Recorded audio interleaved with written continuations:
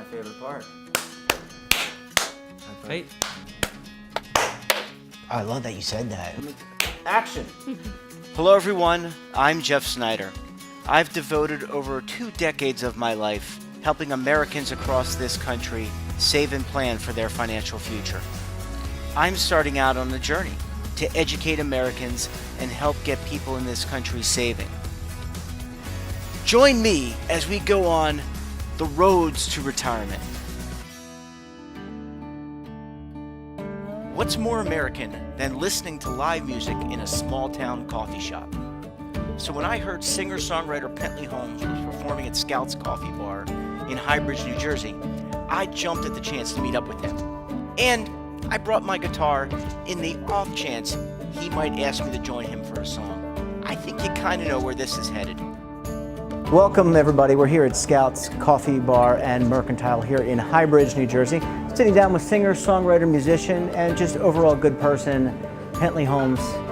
Pentley, thanks for joining us on the show today. Thanks for having me. I want to start with your motivation. What got you, when did you know you wanted to be a singer, songwriter, and musician? I think it started out as like just joking around, you know, everybody wants to play guitar, and it just kind of grew into a passion, you know. I saw people performing out in my scene, and I just always felt like I could do it. I've always loved music, and something that's just always been inside me. And up until recently, you had other jobs support your transition into music. What was that like, kind of managing multiple jobs? I don't know, I've always been a hard worker, and I feel like working in like the service industry, warehouse industry is like more motivating, because I would always see, like, especially in the service industry, there's lots of creatives around me, waiters and waitresses, they all aspiring to be people. It's just what you got to do to put food on the table, you know, pay the bills. What motivated you to become a musician? Who were your influences? I think a lot of my influences came from my parents, because like growing up, you automatically listen to what they're listening to. There's like lots of Boys to Men growing up, and I think that's where I pulled my vocal abilities from. But musically, there was some Otis Redding and Sam Cooke. Being home alone after school, I would watch MTV and see like Hootie and the Blowfish. I used to listen to a lot of Hootie, Matchbox 20, and yeah, stuff like that. What's the process to write? I know we were talking, and you used to do a lot of journaling, but what's that process like to create music? It's like you have something on your mind, and you're trying to really figure out the right way to say it so that you'll understand exactly what I'm saying and how I feel when I'm saying it. So it's an intense process, and I like to take it slow. So it'll usually come in like, I'll have like a guitar riff or something that I've been playing for a while, and just writing every day. It's like, sometimes I write the same thing day after day, and it'll be like, okay, so maybe I could put this into a song. And like, I feel like writing it down first as like a journal entry makes it more easy on me to make you able to relate to it, if that makes sense. I'm sick from this feeling, I'm tired from screaming. I don't know how you don't see it all, or how we let people we don't get along.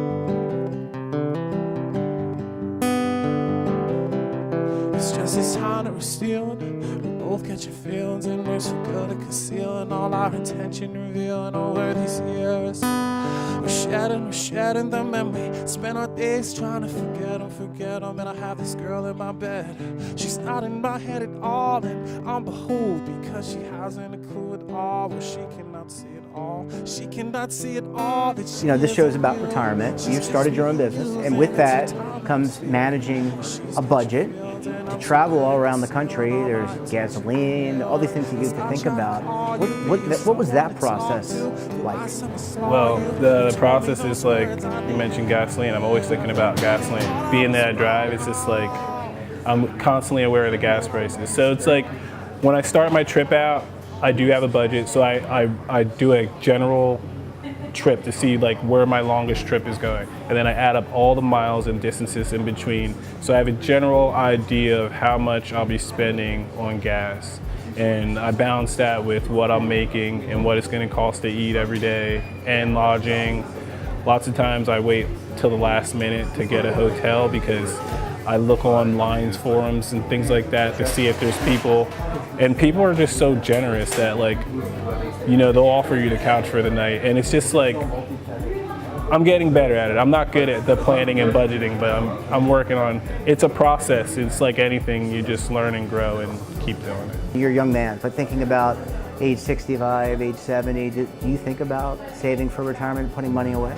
Definitely, like I'm thinking about, like, I'm not always thinking about it now as much as I should be, but this is the time that I should really start, even if it's just a little bit, like putting aside something in an interest-bearing account so I have something rolling, you know, to build. And it's, I don't know, because maybe something will happen where I lose my voice and I won't be able to sustain this kind of living for a long time. And you just got to be prepared. I hope that I am more productive than I am today at my age. Right.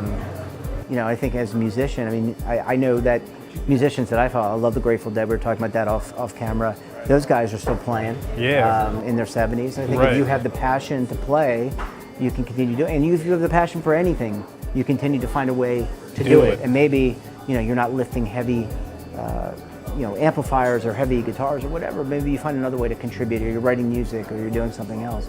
You want to be able to enjoy your older age. Like, that's what I think. Like, you mentioned the Grateful Dead. It's like, yeah, those guys are older, but they're still living so hard. Phil Lesh is still up there playing bass, and, like, you know, it's just, I think it's amazing. You know, he doesn't feel old. You know, he's just going for it. What do you find so wonderful about performing for other people? The most awesome thing is just connecting with people.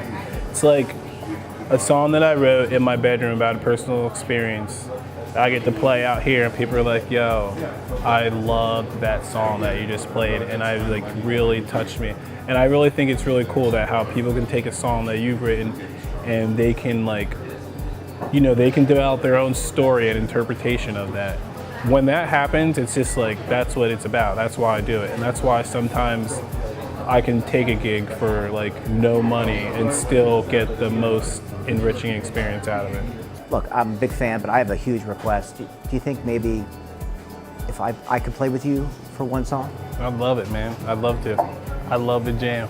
I just want to thank Nicole and Adam, who are the owners of Scouts, and really wonderful venue, great location, and they were really allowed us to come in and record here. So thank you to them.